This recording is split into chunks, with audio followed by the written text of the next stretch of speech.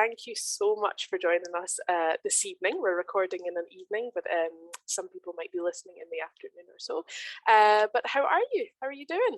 I'm wonderful. Thank you so much for having me. Good. We're very, very excited to have you. I think you're our first sort of major YouTuber. Am I all right to call you that? Sure, yeah. Yeah. You're our first sort of major YouTuber on, so we're very, very excited to have you. But what we'd It's the first love, time anybody's called me a major YouTuber, so it's good for wow, me as to well. me you're major. That's very sweet. You're welcome. You're welcome. So my first question is, can you introduce yourself? Who is Emma Thorne? Sure. Well, that's me. I'm Emma Thorne. I'm 26 and I live in London. And by day, I work in the VFX industry for movies and TV. So that sort of media interest led me to film myself doing sort of rants on the internet, and now now that's become a thing that some people watch. And Yeah. I have my channel Emma Thorne, and I do kind of commentary mostly now. I sort of got a bit of a justice vibe. I like talking about consumer protection and women's rights, LGBTQ plus issues, basically everything that makes people angry on the internet. That's what I do. You do love a bit of controversy here or there, that's Oh for sure. yeah, yeah. Yeah. So, um, my next question is, how do you make your work around LGBTQ plus themes? Because that is our main theme for the In Out crowd. Hmm. So what do you cover? What do you discuss? And what's, if I may ask, what's your personal relationship with it? Well, I'm bi, or I tend to prefer pan, but there's a lot of arguing over the bi umbrella that I prefer not to get involved with. You can probably tell I've got my flags in the background, Beautiful. um, stolen by my non-binary flatmate on a queer event, so it's fantastic. So they're authentic. Yeah.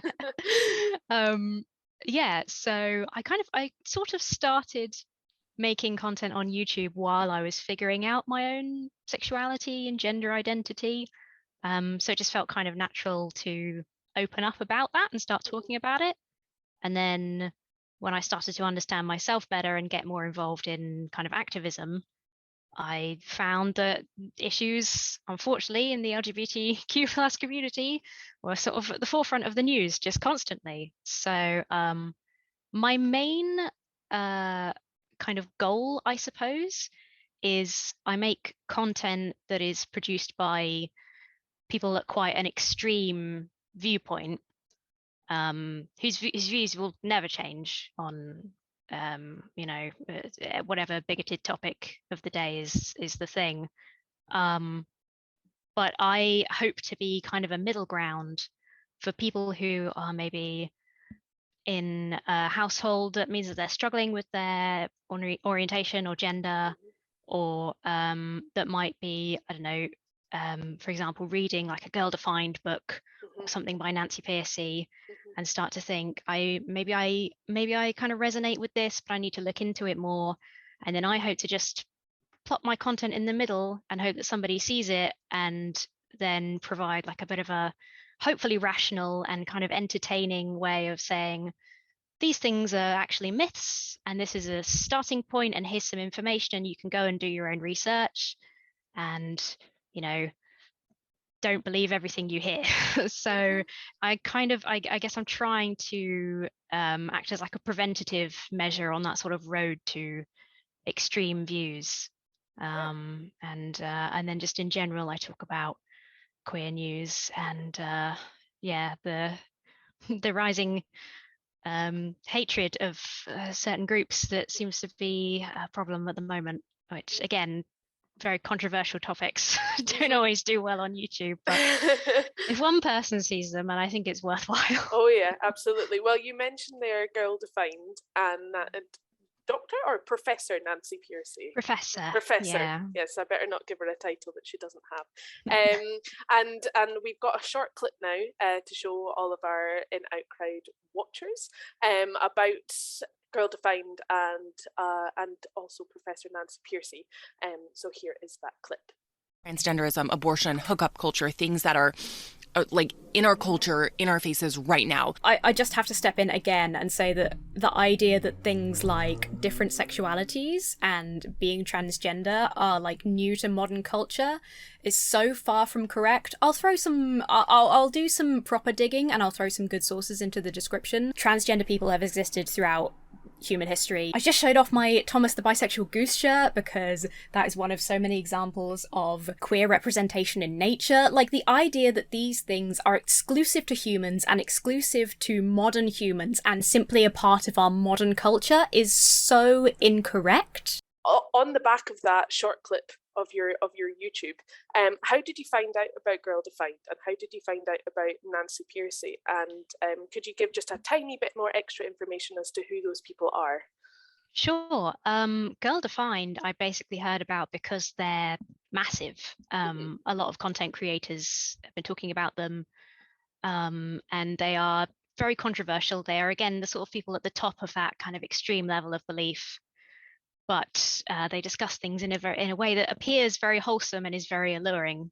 And I have obviously a problem with it because they say a lot of bigoted things. And so I had looked into them before, and I think somebody just messaged me and said they've got Girl Defined have a podcast. The last episode was really transphobic. Do you want to listen to it? I was like, oh no, okay, better do. And yeah, that was how I found them. So Nancy Pearcey is a professor. I believe her qualifications are all in theology, specifically from Christian colleges. And that's kind of where she comes from in that sort of extreme viewpoint. And she and Girl Defined share a lot of views that essentially being gay, being trans, I don't think any of them I've ever heard them acknowledge that any other genders or sexualities exist. Certainly she's got a lot of ex-lesbian anecdotes that makes me think she doesn't know that bisexuality exists. Yeah. So yeah, I just wanted to talk about that. And again, it's just another example of so much misinformation. When you're kind of that radicalized, it's not that you're actually, oh, this is information that helped me make my decision. This is an excuse. And when that's blown out of the water, there's another excuse, and then there's another excuse. And another obscure anecdote. I found they popped up very regularly. All personal anecdotes, yeah, which I thought was strange for a professor as well. But that's the thing as well, is having a professor on your podcast lends a lot of credibility. And so people might not think, oh, this might be incorrect what she's saying, I better look it up, or this might be really misleading because she's a professor, so you trust her and she's published books. And Girl Defined are like, wow, amazing, you're amazing. So you just think, sure. Again, that's where I kind of step in to be like, no, it's not true.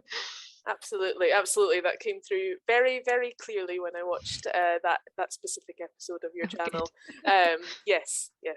And I'm also being very careful to not be a podcast interviewer similar to Girl Defined, where all she does is go, oh wow, throughout the whole thing. Yeah. I'm finding this a much more engaging Q&A. Good. That's good. Good feedback. Thank you. Yeah.